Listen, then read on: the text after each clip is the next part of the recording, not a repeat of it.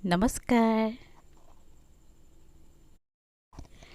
আজি মই বনাবলৈ লৈছো তৰমুজৰ আইচক্ৰীম আৰু ইয়াৰ বাবে মই প্ৰায় ডাঙৰ বাটিৰে এক বাটি তৰমুজ সৰু সৰুকৈ কাটি লৈছো আৰু গুটি কেইটা আঁতৰাই লৈছো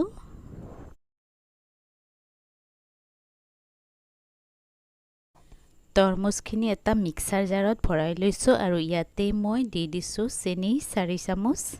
Glucon-D 1 চামুচ আপোনালোকে 2 চামুচো দিব পাৰে আৰু ঢাকনিখন লগাই মই এতিয়া ব্লেন্ড কৰি লম ভালদৰে ব্লেন্ড কৰাৰ পাছত আমি এতিয়া এইখিনি সেকনি এখনেৰে এনেদৰে সেকি লম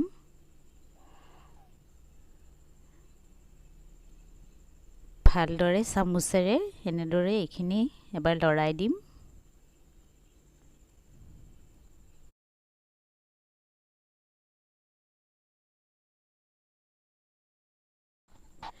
তিনিটা ডিসপোজেবল কাপ লৈ লৈছো আৰু তাতে সৰু সৰুকৈ আলমন্ড আৰু কাজু কাটি লৈ এনেদৰে দি লৈছো তৰমুজৰ ৰসখিনি এনেদৰে গুটিকিটা কাপতে আমি ঢালি লৈছো এতিয়া এনেদৰে বগা কাগজ একোখন গোল গোলকৈ কাটি ঢাকনি বনাই লম আমি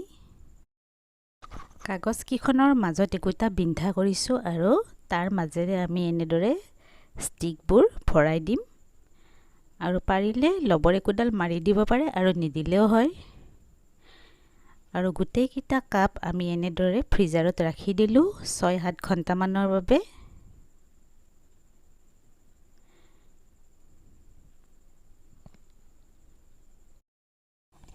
6-7 ঘণ্টা মান পাছত এয়া আমাৰ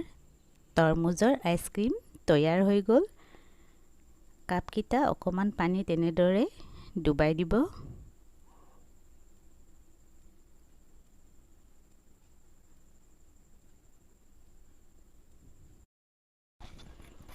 গৰমৰ দিনত আমি এনেদৰে অতি সহজতে ঘৰতে বিভিন্ন ফলমূলৰ ৰসেৰে আইচক্ৰীম বনাব পাৰো কোনো ধৰণৰ সিলভাৰ ফয়েল ব্যৱহাৰ নকৰাকৈও সাধাৰণ কাগজেৰে আমি এনেদৰে ঢাকনি লগাই আইচক্ৰীম বনাই খাব পাৰো আৰু সৰু সৰু লৰা ছোৱালীবোৰকো এনেদৰে ঘৰতে বনাই দিব পাৰো ভিডিওটো চাই কেনেকুৱা পালে জনাব সকলোৱে ঘৰতে ট্ৰাই কৰি চাব আৰু ভিডিওটো শেষলৈকে চোৱাৰ বাবে সকলোকে ধন্যবাদ